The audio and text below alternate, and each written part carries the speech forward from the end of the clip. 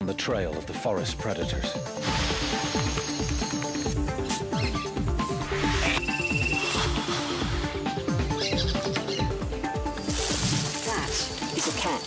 That's really good news. This is a brand new camera, it's never even been used before.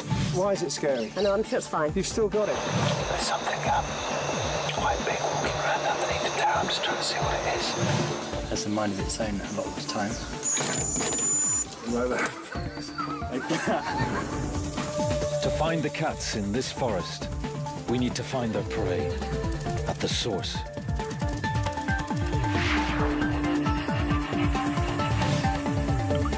In the hottest months, drying riverbeds lead animals straight to shrinking waterholes.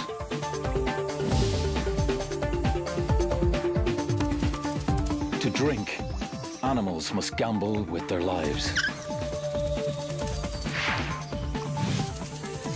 The cats just need to lie in ambush.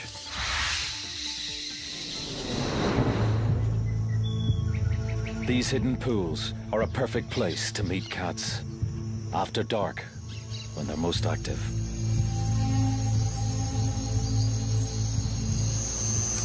Okay, start that. Our arsenal of cameras gives us the ability to see through the night.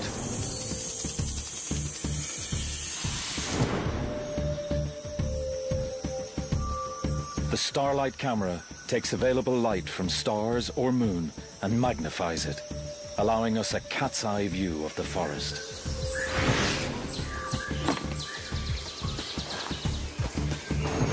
Motion-triggered camera traps silently monitor the game trails using invisible light. The infrared camera brings us face to face with predators and prey.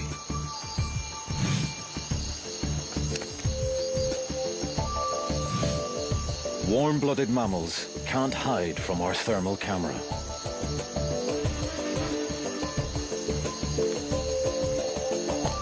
And then there's our secret weapon. A cable 18 meters above the forest floor, silently carrying remote cameras to the action.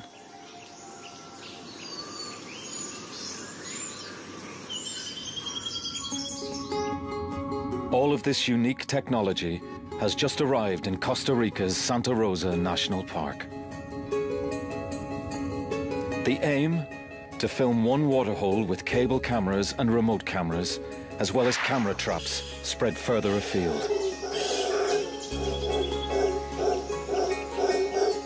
The location is perfect. A drying riverbed that attracts prey and camera-shy predators from a wide area.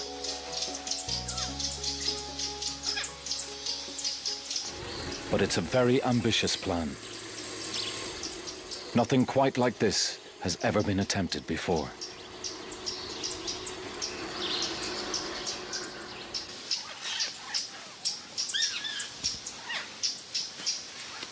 "50 years ago, most of this land was pasture, and ranchers shot cats on sight.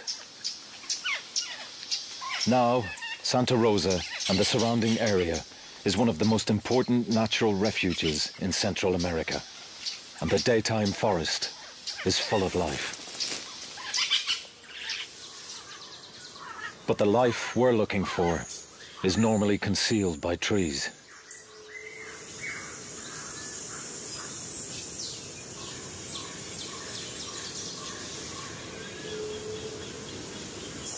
Four months previously, the river flows, and Santa Rosa is a very different place.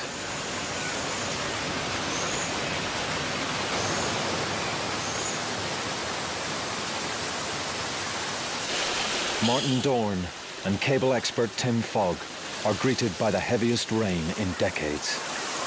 The river is much higher than usual, so just getting around is a challenge.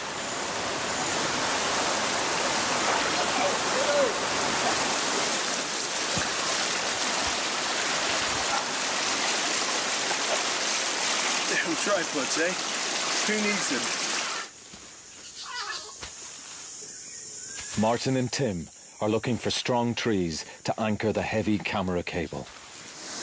So it normally, when it's dry, it extends west from those rocks out. No, just there. Just about here. Yeah, I mean, it's not even that big. Once they locate the best pool, they head up the hill to find a clear view. They soon realize there's no tree strong enough to support a cable, so they'll have to build a steel platform to take the weight. I mean, yeah, let's just establish that it's possible. Yeah. That's what I mean. Yeah. Or what, you know, because we might say, well, the only way to do this is we have to have a 20-metre scaffold. At the other end. Yeah. Yeah, yeah. Well, that would be a bad thing. That would be a very bad thing. Yeah. Yes. Yeah, lots is possible. Always the question is how much time and effort. Getting a cable across this valley is one of the toughest challenges Tim's ever faced. Do you think there's some chance we're not going to be able to do this? There is a distinct possibility, Martin, and there always has been. Oh.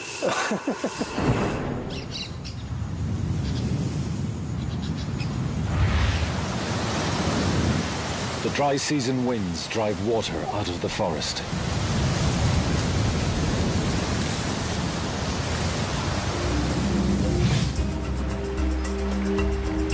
The river shrinks again until only pools are left.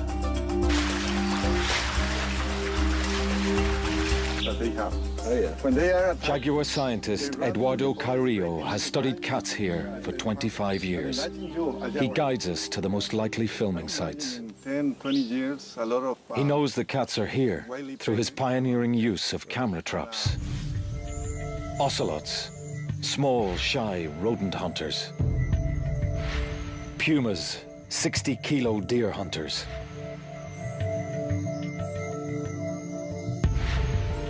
And jaguars, the biggest cat in the Western Hemisphere, yet one of the hardest to see. Is that this waterfall here? The team are ready.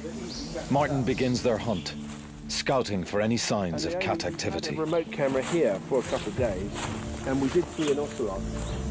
For me, well, let's...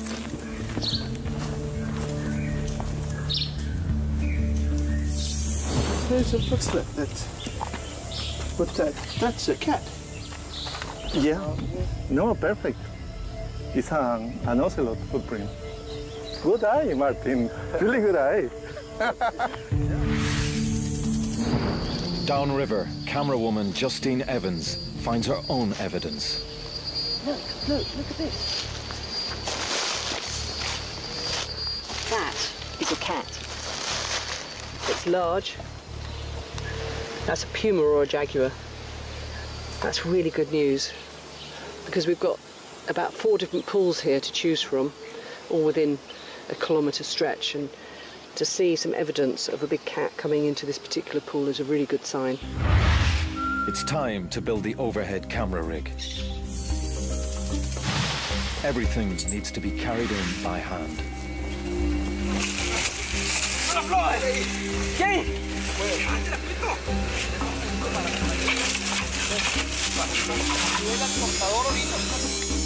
A 7-meter-high platform will anchor the cables and serve as a control center for the remote cameras in the valley.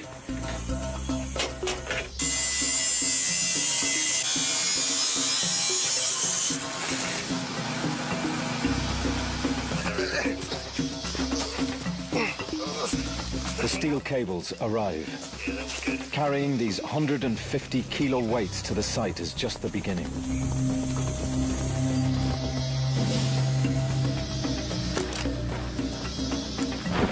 Stretching them 350 meters across the valley will test the entire team.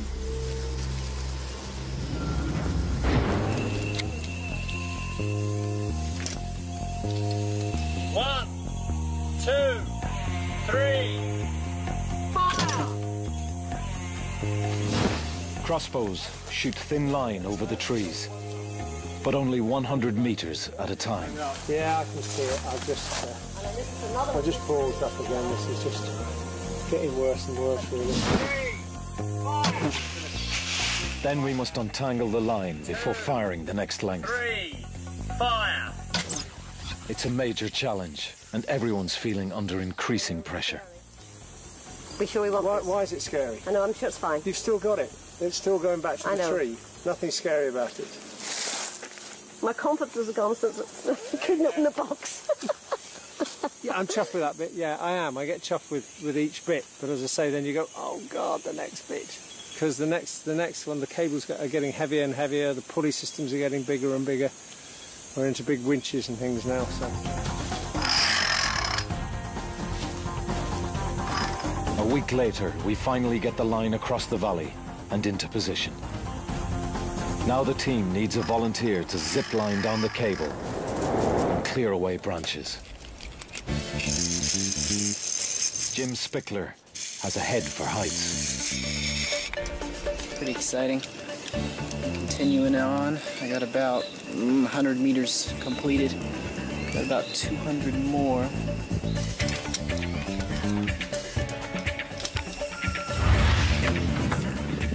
Pretty excited right now.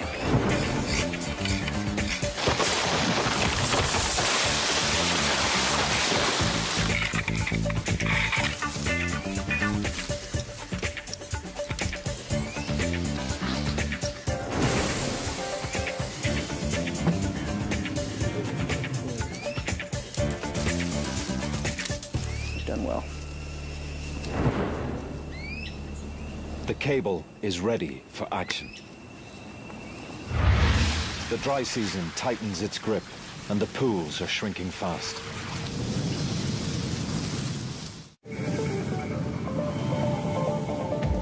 It's time to break out our special filming equipment.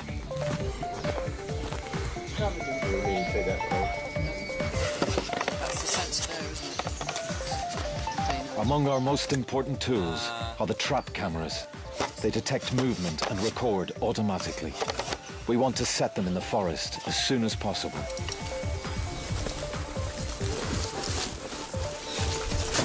Cameraman Nick Turner has worked in this difficult location before. He has some good ideas for places to set camera traps.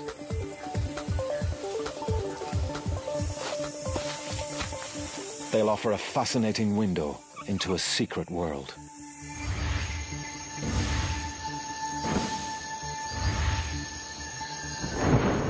We'll also need to rig remote control cameras to track and film our targets from the tower.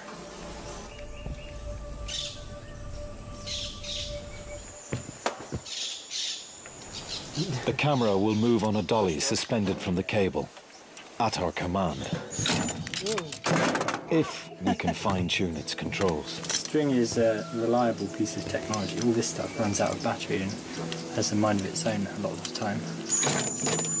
Like that. There's an island. Cable dolly. Goes in its first outing, so how do you...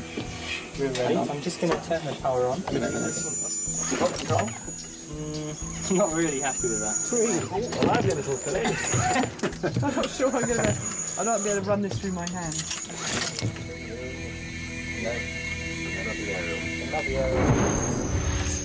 With the gremlins almost under control, we can start looking for cats on the move.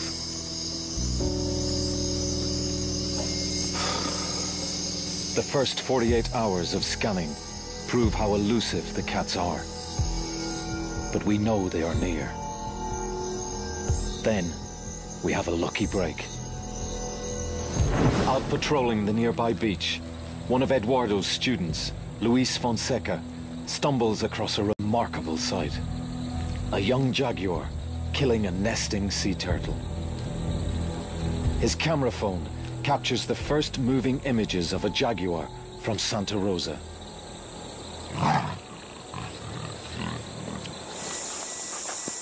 The next morning, Justine visits Luis to gather clues about the jaguar's movements. Hi, Luis. Hi, nice to meet you, Justine. Luis thinks the jaguars travel between hills inland and the beach. And one of the best routes is along our riverbed. Oh, great.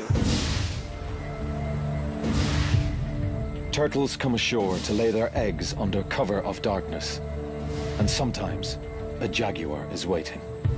It uses powerful jaws to puncture the turtle's skull killing it quickly. Louise takes Justine to the area. If the Jaguar returns, a trap cam will be waiting. Once the lid's closed, we can leave it running for 2 months.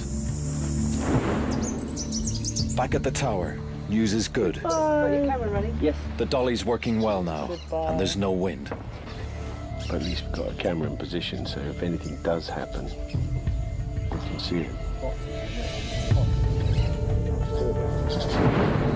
As darkness falls, the night shift prepares for another mission, making sure everything is safe and secure. Okay, let's go with that. We need to level the head as well. If it fell off the cable, the first thing that would take the full weight of all this on the top with the 2 cameras on the bottom, there'd be probably about 50,000 quid's worth of stuff in it.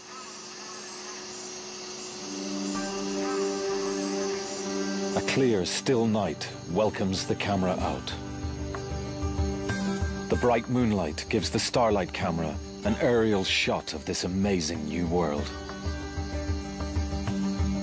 When we add our thermal camera to pick out warm mammal bodies, the forest turns transparent.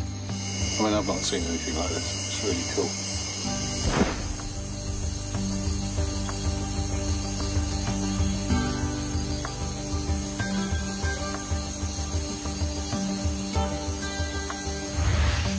Stop there. It looked like something moving in the trees.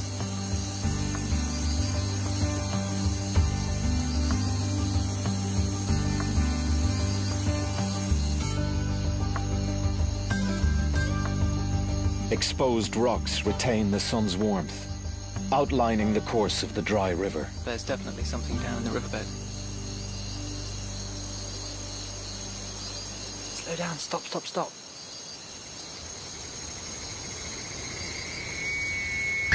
There's a deer drinking by the pool. But there's a problem. Our control hardware is overheating. We need to keep the computers open to cooling air. It's biscuit time. We found out that the optimum space that the laptop needs to be open is exactly the same as the packet of biscuits that we get, so... It's time to wedge a pack in the laptop. The fortune of the project now depends on a pack of cookies.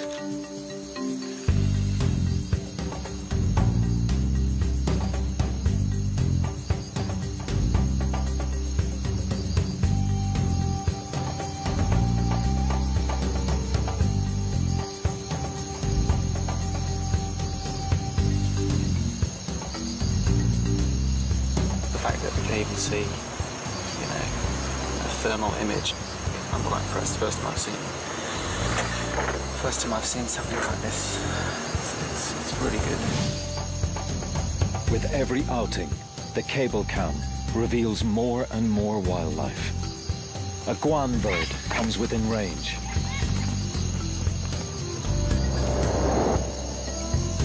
We capture an elusive tree porcupine creeping through the branches.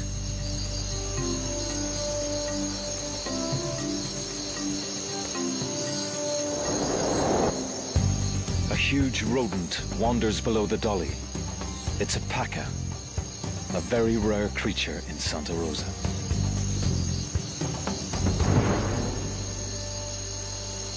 With our eye in the sky up and running, the team's confident it's only a matter of time until the cats appear. But we can still only see part of our target area. We plan to set more remote cameras on the forest floor to cover other angles. Something moving in the trees. Stop there.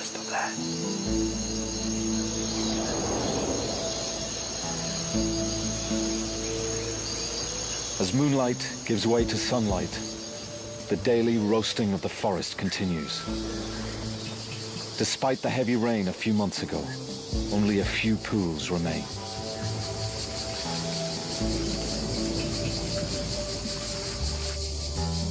It's now 40 degrees in the shade, and the monkeys are feeling the heat.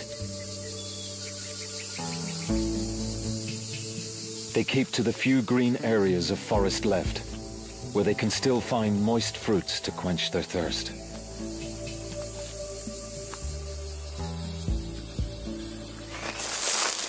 Down on the forest floor, the dry leaves are now as crisp as potato chips. The cats are more likely to use our riverbed for silent stealth. It's the perfect time. But there are problems with the remote cameras. It's got to be said. I didn't realise it was going to be... this heat was going to knock out the cameras like it did, actually. Can the camera traps withstand the soaring temperatures? Hey, tapir. That's great. That's a fantastic shot. That's fantastic. That's a really good one. It's a great shot. Weighing in at over 300 kilos, Baird's tapir is the largest land animal below the United States. These distant relatives of the rhino use the same paths daily to water, but they are hardly ever seen.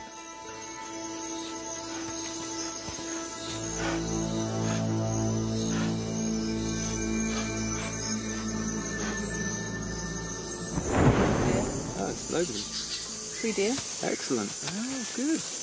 Nice to get more watery stuff, won't it? Yeah, I probably should have planned it right. But I think we should do what you said, which is point the camera at the pool. Unexpected creatures reveal themselves. Coyotes and a family of raccoons. We're seeing a lot of potential prey, like deer and agoutis. The predators can't be far behind.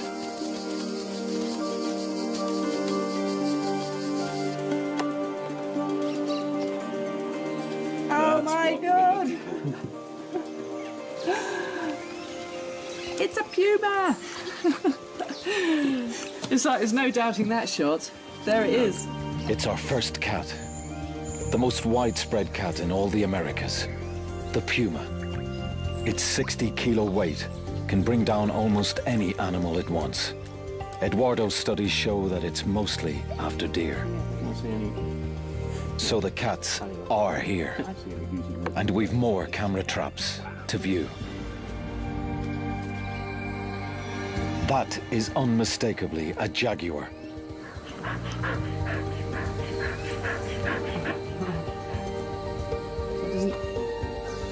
Another incredible image, up close and very personal. Jaguars roam great distances, but they tend to remain in one area for a week or so. Which means there's a good chance we'll see this cat again. That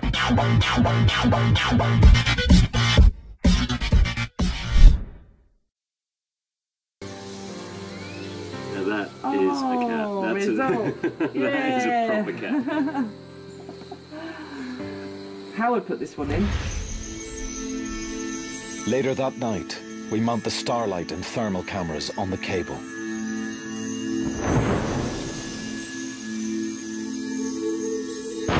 On the ground, we deploy infrared and thermal cameras, hoping to shoot the jaguar's return.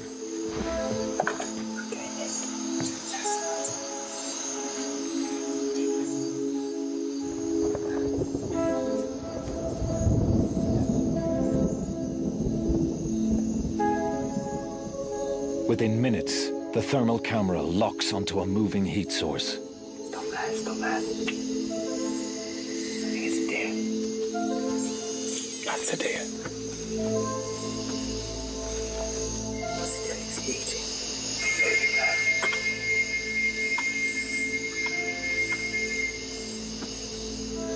Okay, we're just going to watch it and see what it does for a while.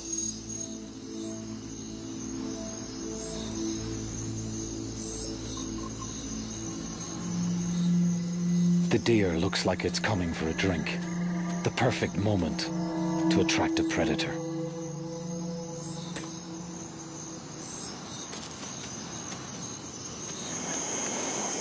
Something coming in. I know. Let's slow down, stop. Oh, it's a tapir, I think. you want to just let the dolly out really slowly and smoothly? That's it, that's it. Really slow. Sorry, okay. This is a unique moment. Up till now, wild tapirs are practically unfilmed. They're too secretive. And here, we have a female tapir, completely unaware of cameras, beaming her live image back to the tower.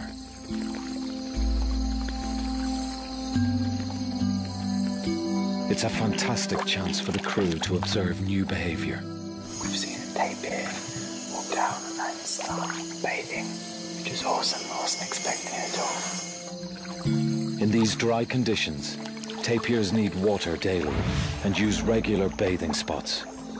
This is now the only pool for miles.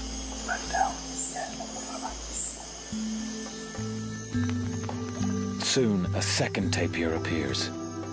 A male. The two seem cautious. It looks like they know each other. He may recognize her scent, because he probably can't see her in this level of darkness.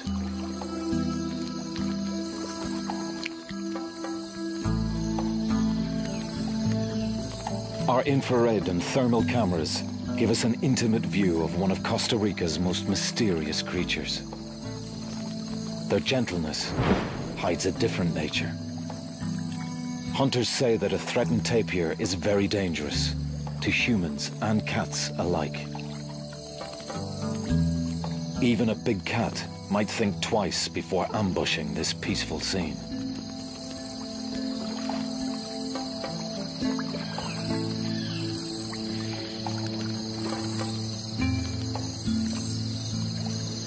First time I've seen something like this. It's really good. Nice.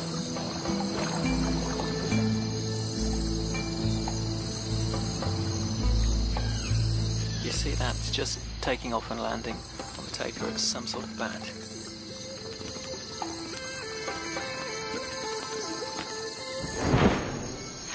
That can only be a vampire. It's drinking blood.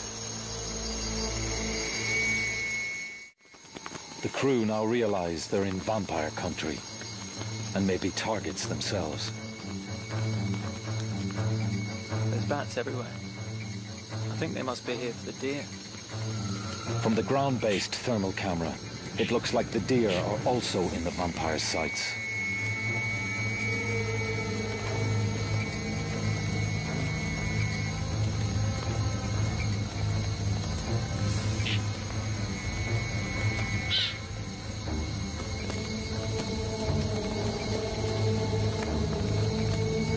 Once they've landed, the bats use their own heat-detecting sensors to home in on their warm-blooded meals.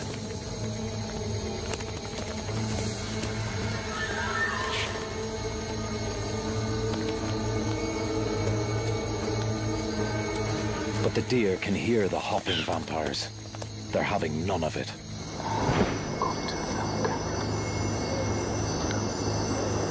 On the remote camera, Nick notices a mysterious shape glowing in the bushes.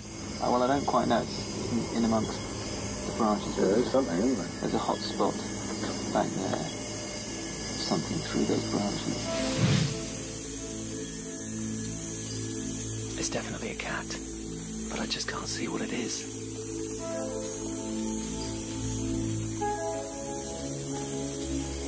Trying to work out what's that.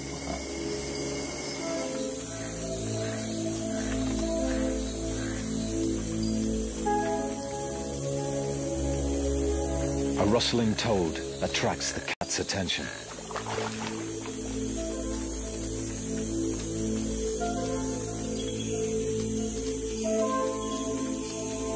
I think it's just checking out the pool.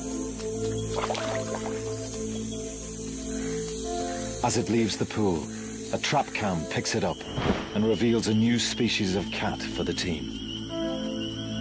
It's a male ocelot patrolling his territory. They prey on rodents, even monkeys, but stay well hidden when the big cats are around. It's a fantastic sighting for the crew. Another mystery cat of Santa Rosa. So it looks like we've got a cat. were on a high. Then, disaster strikes. That's really dramatic news from Nick that the cable, one of the cables has collapsed. The overhead cable let go of its moorings, plunging our cameras and dollies 6 meters into the trees below. The cameras could be destroyed. We'll have to release the tension. But it could have been worse. This was the cable that Jim was climbing on only a few hours ago. And he could have come down. I mean, he wouldn't have. Like a vampire, the Starlight camera's light-sensitive lens will burn out at sunrise. So it's just going to climb, or do you think we should just try and get the angle of this right? I'm going to pull it back and just try and re-engage it by rolling it down the hill. No, they don't need no procedure to get it. The team must send someone up into the canopy to rescue the stranded camera. The rig survived the initial impact, but if the cable collapses further, the project will be over. I think after this, take the camera off and lower it down. The dolly is stuck. If knots come apart. As night turns to dawn, the crew face one of their greatest challenges. Could you just gently pull just put tension on it, just gently pull it. We just want to see what happens now. Down towards the end. Yeah, it's never going to get to the end of the friction. To get the dolly down, we'll have to dismantle it in mid-air, a piece at a time. You need more tension, more slack up there. Try and get to the end of the spring. So that's entirely unfair. It's subjective. I believe. The process is painstaking and dangerous. Unfortunately, the pulley's going to be on top of it as well. By early morning, the last sections are safe. But it's a mess, and it'll take a couple of days at least to put it all back together.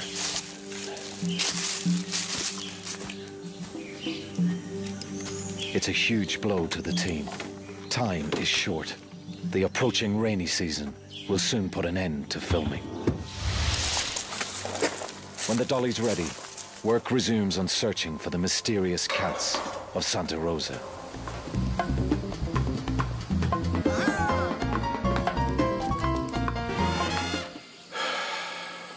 this is tremendous fun.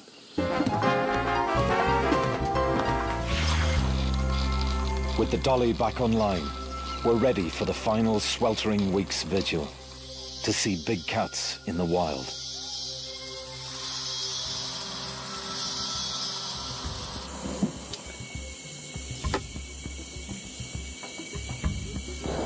Turn it clockwise.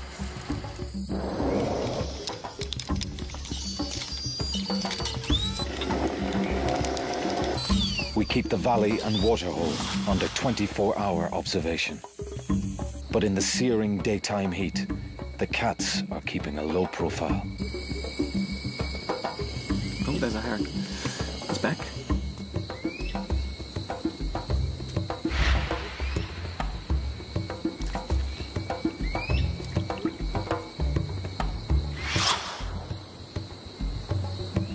We are seeing so much prey. Our chances of spotting a jaguar are increasing.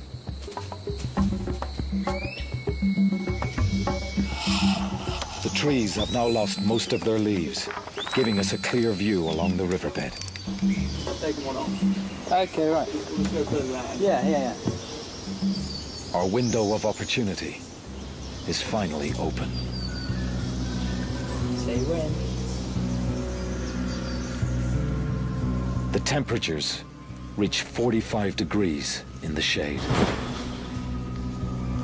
If animals want to drink, they must come here.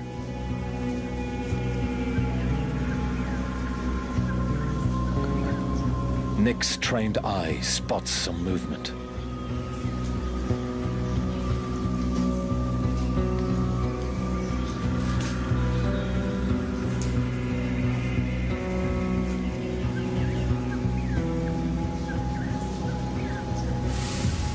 It's a puma, right by the waterhole. It's looking over towards the waterhole. I'm still running.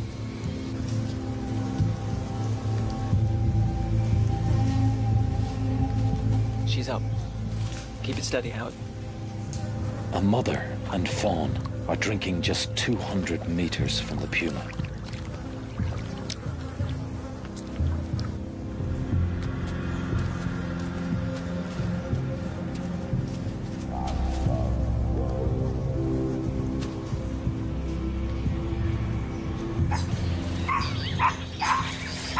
Suddenly, monkey alarm calls fill the air. The mother deer isn't taking any chances and leads her fawn to cover.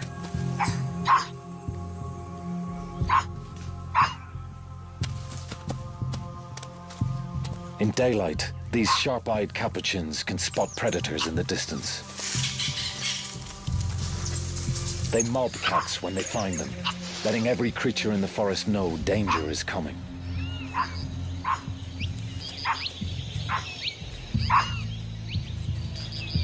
These alarm calls are one good reason why cats prefer the night.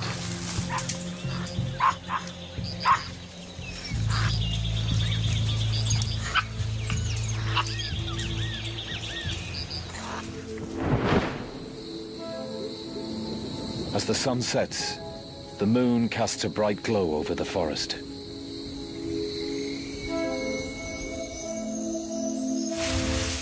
Up in the tower, the crew prepare the starlight camera. In such bright moonlight, conditions are perfect for spying on the riverbed.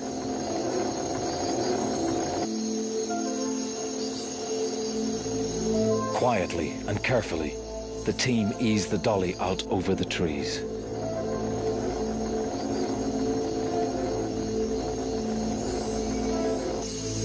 That's about 200 meters.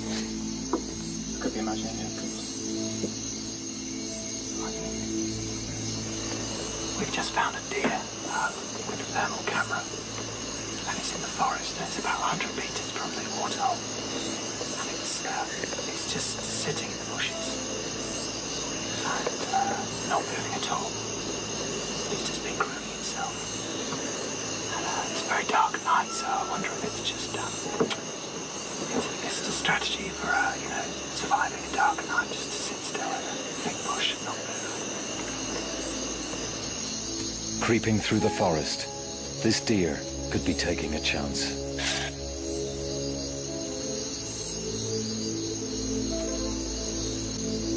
Our trap camera picks it up at the waterhole, just the sort of prey that would attract a big cat. The thermal spots a nervous tapir on the edge of the pool. Okay. The team reposition the overhead camera.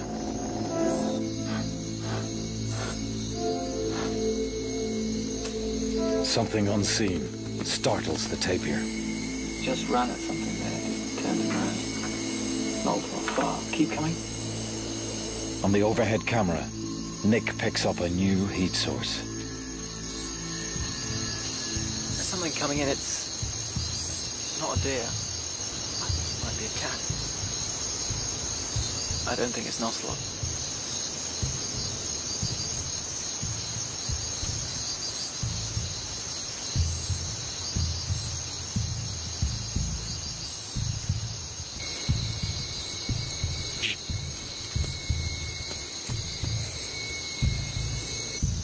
It's a puma, and it's on the prowl.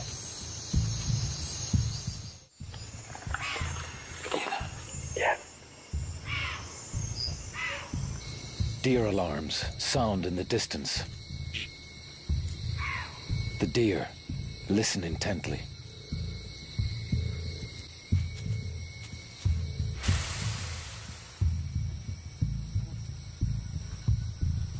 I think it's chasing something, a mouse or a rat or something like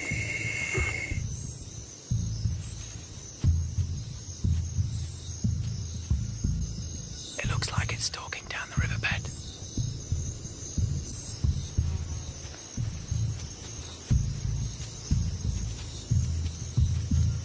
See that? It's taking tiny little steps.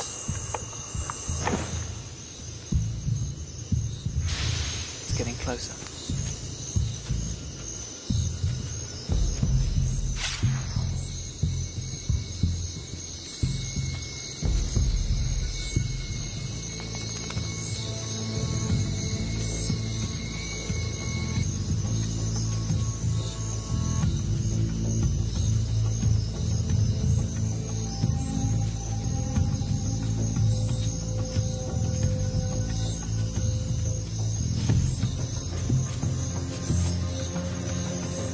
The puma is within striking distance.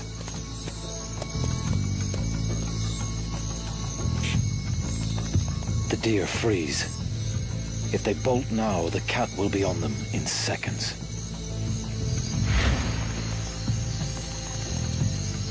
I can just see him through the branches.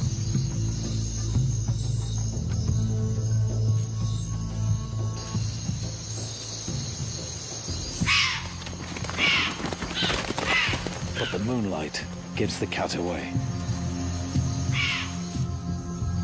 The game's up, and the puma slinks off.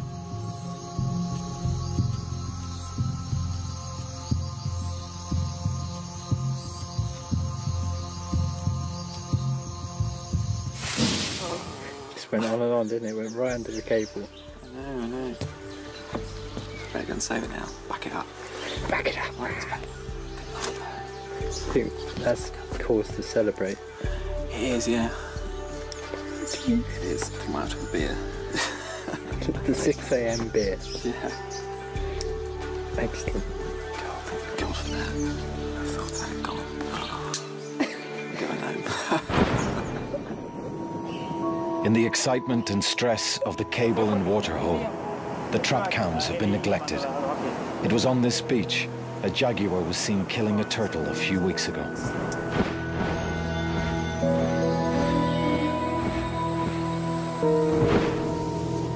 Nick rushes back to camp with some good news.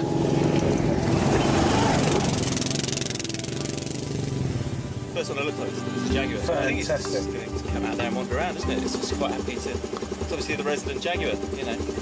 What, male or female? The trap cams have recorded more jaguars. That's it, we got a jaguar. There's a jaguar there, yeah. I'm not going to high-five you because I said. No, that is absolutely awesome. Yeah, it's good. Pigeon, yeah. Martin calls in jaguar expert Eduardo to share our success.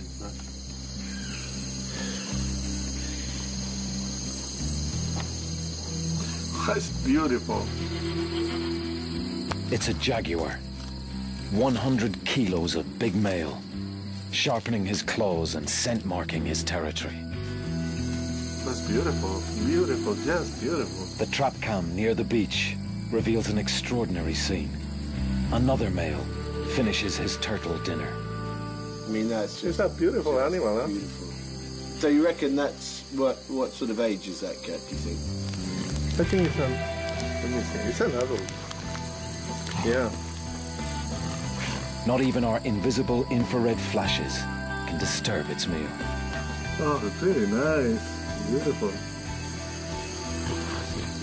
Too beautiful, huh? Very in perfect position. Yeah. This is an incredible result. Images of jaguars in the wild are extremely rare. Our night vision technology has led us into the mysterious world of these forest cats and revealed them as never before.